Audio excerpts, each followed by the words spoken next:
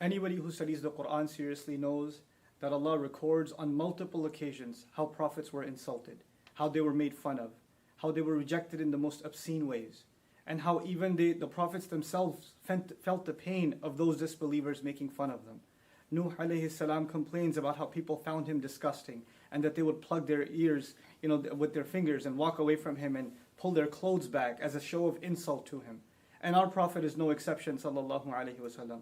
This Quran that honors our Prophet also at the same time records the most hurtful words that were said to him, that the Prophet himself would have to recite and remind himself of the words that were said about him. Sahir, magician, majnoon, insane, kadhab, a perpetual liar. So many accusations are made against our Prophet sallallahu alaihi wasallam, and they're all recorded in the Quran. Allah wants us to remember that this is a fact, that all prophets, though they are the most noble of Allah's creation, and that Allah Himself has honored them, at the same time are people that will face the worst kinds of insults and the worst kinds of ridicule. But what is supposed to be the reaction? And if anybody's supposed to be angry and just be overwhelmed with rage when the Prophet is insulted, I would argue it would be his companions, whose faith, radiallahu anhum ajma'in, can't even be compared to yours and mine. But how come they don't react the way we do? How come they're not having any protests? How come they're not going out and yelling and screaming in rage? Because they understand that the Quran didn't just come to give them a love for their Prophet, but also to guide that love, and to also teach them how to respond to these kinds of insults. How is it that we don't know that the Prophet himself is told, sallallahu alaihi wasallam, "Wasbir ala ma yaqulun." Be patient over whatever they say. I'm fascinated by this ayah because the word ma means whatever. Whatever they say. Not whatever they've said, whatever they might even come up with. And the mudari' form in the Arabic suggests what they may have said in the past, but the present and even the future till this day. The Prophet's policy is to be patient himself, sallallahu alaihi wasallam. Where in the Quran does it justify our anger like this? And actually, is our anger even justified?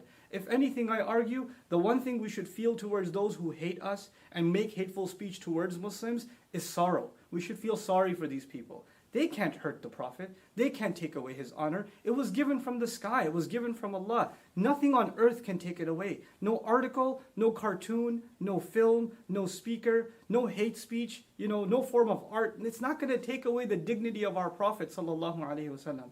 And these films and these kinds of attempts are futile, wasteful attempts to try to undermine the message of Islam and to misrepresent Islam. But think about it. Us reacting in this emotional manner and engaging in senseless violence, is this not also misrepresenting Islam? Aren't we doing exactly what people want, the enemies of Islam want for Islam to be misrepresented? If anything makes me angry, it's the anger at our own selves that we don't understand the policy of the Quran and how to respond to insults. Idfa' billati hiya ahsan. Respond with that which is best. Finally, I want to share with you guys, some people think that this was an early policy in Islam, that in the Meccan time of the Prophet, that he was supposed to be passive. But when the Prophet migrated, and battles began like Badr and Uhud and Ahzab and Tabuk, etc., now the policy was not to be patient, and therefore we should take that. Let's look at Ali Imran, the battle of Uhud. What does Allah say to us? وَلَا تَسْمَعُنَّ مِنَ الَّذِينَ أُوتُوا الْكِتَابَ مِنْ قَبْلِكُمْ وَمِنَ الَّذِينَ أَشْرَكُوا أَذًى كَثِيرًا. You will absolutely hear hurtful words from those who were given the book way before you and people who commit idolatry and blasphemy with God. You will hear hurtful speech absolutely coming from them.